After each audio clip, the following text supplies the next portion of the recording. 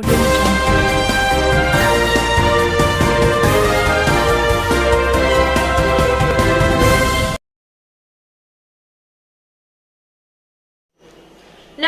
संगम news में आप सभी का स्वागत है। मैं हूं निशा। आइए खबरें देखते हैं विस्तार से।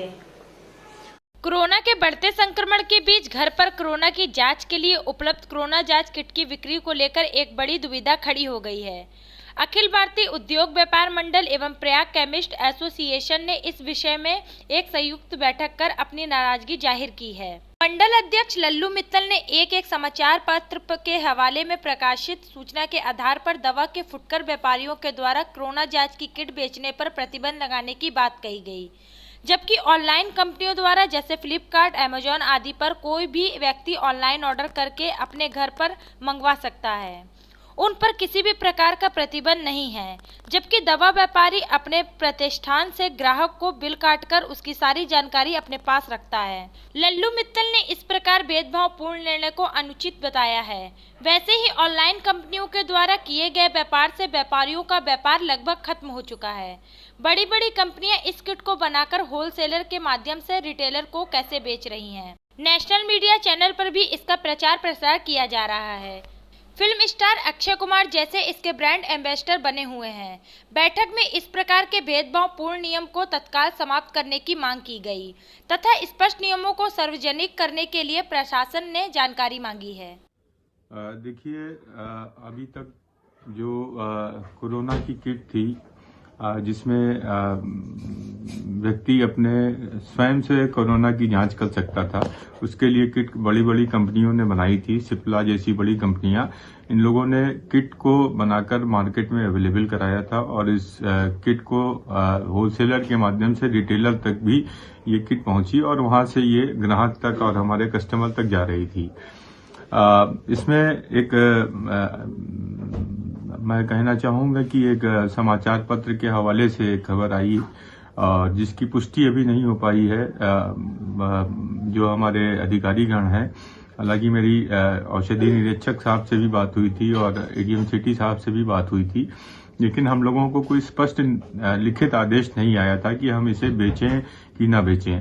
तो दवा का फुटकर व्यापारी यही जानना चाहता है और ये कहना चाहता है कि अगर इस कोरोना किट को, जो कि अमेजॉन पे अगर आप अभी क्लिक कर लीजिए, अमेजॉन पे, फ्लिपकार्ट पर ये तुरंत अवेलेबल है और इसको कोई भी ले सकता है। अगर आप देखेंगे तो आप मतलब ये तमाम सी कंपनियां हैं जो कि ऑनलाइन ग्राहकों को उनके घर पे सीधा डिलीवरी कर रही हैं और हम रिटेलर्स को और दवा व्यवसायियों को इस किट को बेचने के लिए मना किया जा रहा है। इसका ये नियम मुझे नहीं समझ में आता है कि ये भेदभावपूर्ण नियम हम लोगों के साथ क्यों है।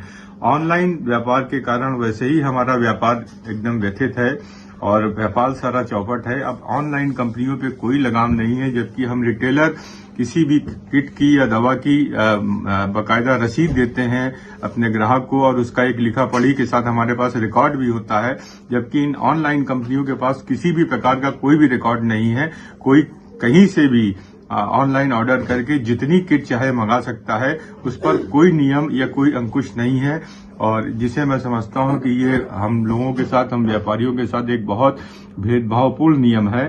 तो मैं चाहूंगा कि हम लोगों को भी इस किट को बेचने की अनुमति प्रदान की जाए और स्पष्ट रूप से जो भी निर्देश हैं हम लोगों को निर्देशित किया जाए, क्योंकि जब कंपनियां इसको बना रही हैं, ये होलसेलर पे आ रहा है, होलसेलर के माध्यम से रिटेलर पे जा रहा है, नेशनल मीडिया पर ये सारा इसका प्रचार प्रसार किया जा रहा है। इवन अगर आप देखें तो अक्षय कुमार जो फिल्म स्टार हैं वो इसके ब्रांड एम्बेसडर हैं। तो जब इतना प्रचार प्रसार किया जा रहा है तो किन नियमों के तहत किया जा रहा है ये हम लोगों को स्पष्ट नहीं है। मैं यही मांग करता हूं कि एक तो नियम स्पष्ट करें और जो हम लोगों के यहाँ, जो हम लोगों ने, जिन व्यापारियों ने भी किट खरीद रखी है उसका क्या होगा। कंपनियां इसको वापस नहीं लेना चाहती हैं, तो ये तमाम सी बाधाएं और दिक्कतें हम व्यापारियों के बीच में है। मैं मांग करता हूं कि आप इस पे शासन इसका संज्ञान ले और एक स्पष्ट निर्देश हम लोगों को दे ताकि हम व्यापारी सुचारू रूप से अपना व्यापार कर सकें। प्रयागराज में कोरोना के घातक रफ्तार ने 3 कोविड मरीजों की अब तक जान ले ली है। उत्तर प्रदेश में कोरोना से मरने वाले में मेरठ के बाद ये किसी शहर की सबसे बड़ी संख्या है। आज प्रयागराज शहर के स्वरूप रानी नेहरू अस्पताल में भर्ती एक कोविड संक्रमित मरीज की मृत्यु हो गई। इसके बाद जनपद में कोविड से मरने वाले का आंकड़ा 3 पहुंच गया। स्वरूप रानी हॉस्पिटल के corona nodal officer doctor Sujit ने इसकी पुष्टि करते हुए बताया है कि कोरोना का ये पेशेंट कुछ दिनों पहले एक्सीडेंट के बाद घायल होने पर स्वरूप रानी हॉस्पिटल में भर्ती किया गया था, जहां उसने दम तोड़ दिया। गौरतलब है कि इस समय प्रयागराज जिले में कोरोना के सक्रिय मामले की संख्या 2646 है और ये आंकड़े बढ़ते ही जा रहे हैं। लेकिन सबसे बड़ी चिंता की बात यह है कि कोरोना से मरने वाले की संख्या भी प्रयागराज में तेजी से बढ़ती जा रही है और इस मामले में उत्तर प्रदेश में प्रयागराज मेरठ के बाद दूसरा स्थान पर आ गया है। कोरोना वायरस संक्रमण के बढ़ते मामले और भीषण ठंड के चलते प्रदेश शासन ने फिलहाल अभी शैक्षणिक संस्थान बंद रखने का निर्णय को बरकरार रखा है। नए आदेश के तहत स्कूल और कॉलेज समेत सभी शैक्षिक संस्थान अब 23 जनवरी तक बंद रहेंगे। अपर मुख्य सचिव सूचना नवनीत सहगल ने रविवार सुबह ट्वीट कर इस संबंध में घोषणा की। भारतीय किसान यूनियन के राष्ट्रीय प्रवक्ता राकेश टिकैत ने यूपी के आने वाले विधानसभा चुनाव में किसी भी सियासी दल को अपना समर्थन देने से इनकार कर दिया। अपनी 3 दिवसीय प्रवास में प्रयागराज पहुंचे टिकैत ने मीडिया से मुखातिब होते हुए कहा है कि भारतीय किसान यूनियन द्वारा 13 महीनों से चलाए गए किसान आंदोलन को केंद्र सरकार द्वारा दिए गए वादे के आधार पर समाप्त कर दिया है, लेकिन अब वादा खिलाफी का जो दौर शुरू हुआ है इससे वह काफी आहत है और जल्दी से वे सभी राज्यों की सरकार से बात करके न्यूनतम समर्थन मूल्य पर उनका समर्थन लेंगे। अब उसी के आधार पर केंद्र सरकार से बात करेंगे। उनका कहना है कि केंद्र सरकार द्वारा जो कमेटी बनाने की बात कही गई है उस बात से केंद्र सरकार पीछे हट रही है, इसलिए भारतीय किसान यूनियन केंद्र सरकार के इस बात का दबाव डालेगी कि वो कमेटी का गठन कर न्यूनतम समर्थन मूल्य और रेलवे द्वारा माल की आवाजाही आदि विषयों पर एक राय तैयार करे। अपनी बात को आगे बढ़ाते हुए उन्होंने 21 तारीख को किए गए खाके के आधार पर लखीमपुर खीरी में पीड़ित परिवार से मुलाकात करने और जेल में बंद किसानों से मुलाकात करने की बात कही है। शिवसेना द्वारा दिए गए सामना में बयान के आधार पर समर्थन की बात के विषय में पूछे जाने पर उन्होंने टाल मटोल किया और उन्होंने कहा कि शिवसेना ने अभी मात्र हमें ये कहा है कि हम महाराष्ट्र आएं एवं महाराष्ट्र में किसानों के लिए किए जा रहे कार्यों को देखें एवं उसी के आधार पर आगे की रणनीति बनाएं।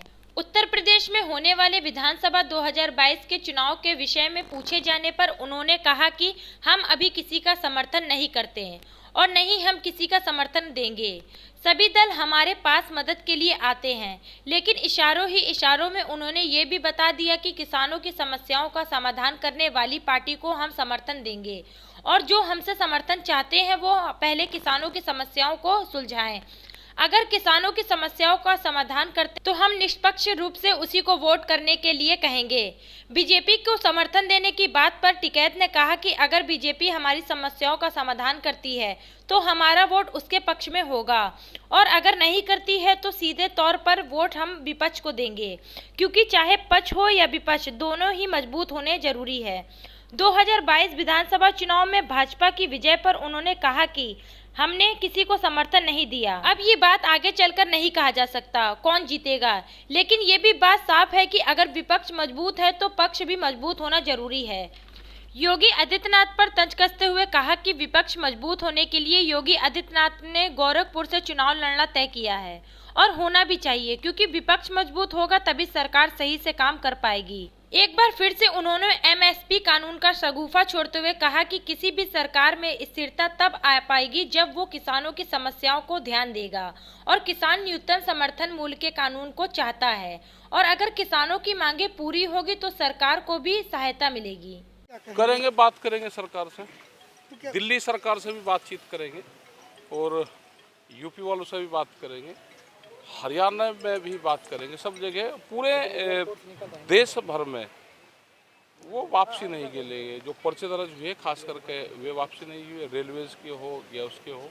और एक जो कमेटी बनाने की बात करी थी एमएसपी पे, वो भी अभी उस कमेटी भी नहीं बनी, तो उसमें लगाई है टीम, वो दिल्ली उनसे बात करेगी। इसको लेके आपने 21 तारीख को आंदोलन की घोषणा की है। 21 तारीख को हम लखीमपुर जाएंगे और वहाँ पे 2-3 दिन रहेंगे। जो पीड़ित परिवार है उनसे मिलेंगे, जो लोग जेलों में बंद हैं उनसे मिलेंगे, उन सब लोगों से मिलेंगे।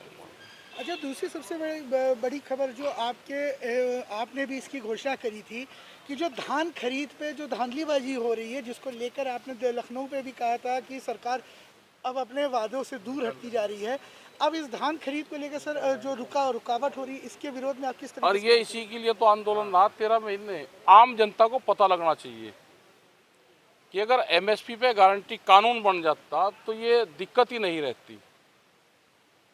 उसी के लिए 13 महीने आंदोलन चला। ये एमएसपी पे गारंटी कानून नहीं बनेगा तो हम पूरे देश भर में इन इशू के लिए जाएंगे। अच्छा, सबसे बड़ी बात एक और खबर जो महाराष्ट्र से आ रही है, जिसमें शिवसेना ने 5 राज्यों के चुनाव में आपसे समर्थन मांगा है। नहीं, उन्होंने कोई समर्थन नहीं मांगा। वे आए थे इस आंदोलन की जीत पे। वहाँ के मुख्यमंत्री ने अपने एमपी को उनको भेजा था कि आप जाओ और उनका धन्यवाद कर कहो, और ये कहा कि आप महाराष्ट्र में आओ तो जो हमारी पॉलिसी है उस पॉलिसी को भी आप देखो। उन्होंने कोई पॉलिटिकल बात नहीं करी, ना उन्हें समर्थन मांगे। इस बार लोकसभा विधानसभा चुनाव जो यूपी में हो रहे हैं, आप इसमें किस तरीके से समर्थन करेंगे, किसका समर्थन नहीं, हम करेंगे? किसी का समर्थन नहीं है हमारा। अपना चुनाव लड़े सब लोग, हमारे पास में सब लोग आते हैं वहाँ पे। हम सबको यही कहते हैं भाई चुनाव लड़ो, अपना शांति से लड़ो। तो इस बार मतलब क्या यूपी में क्या किस तरीके का? नहीं, अभी नहीं, लोग अपने हिसाब से दे लेंगे। भाई धान बिक गया हो तो इनको वोट दे लियो, और नुकसान हो जाओ तो किसी दूसरे को देगा। तो नाराजगी के आधार पे वोट लोग देते हैं। भाई खुश होता है तो मंदिर में ज्यादा पैसे चढ़ा देगा, नाराज होता है तो नहीं चढ़ाता। भाई जनता खुश हो तो इनको वोट दे लो, नाराज हो किसी दूसरे को दे लो। हमारे कहने से कौन वोट लगा देने। तो इस बार आपको लगता है कि यूपी में कि भाजपा सरकार वापस आएगी? भाई क्या पता हमें कौन आएगा कौन नहीं, हमें इसकी जानकारी। लेकिन विपक्ष मजबूत रहना चाहिए। योगी आदित्यनाथ जी गोरखपुर से चुनाव लड़ रहे तो ले लो, मजबूती से अपना चुनाव लड़े, क्योंकि विपक्ष भी मजबूत रहना चाहिए।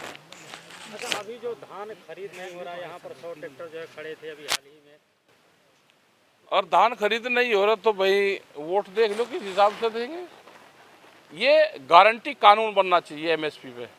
एमएसपी पे गारंटी कानून हो जाएगा तो ये सारी दिक्कतें खत्म होगी, और ये एक बड़ी लड़ाई एमएसपी की लड़ी जाएगी। इस लड़ाई को किस तरीके से आप इस बार किस तरीके से चलाने का सोच? चलेंगे, क्या पता कैसे चलेगा। तो अभी हम जनता के बीच में जाएंगे अभी, और जनता का जो फैसला होगा उसको करेंगे। आज खबरों में बस इतना ही। आप हमारे YouTube चैनल को लाइक कीजिए, सब्सक्राइब कीजिए और शेयर कीजिए, और आप देखते रहिए संगम न्यूज। नमस्कार।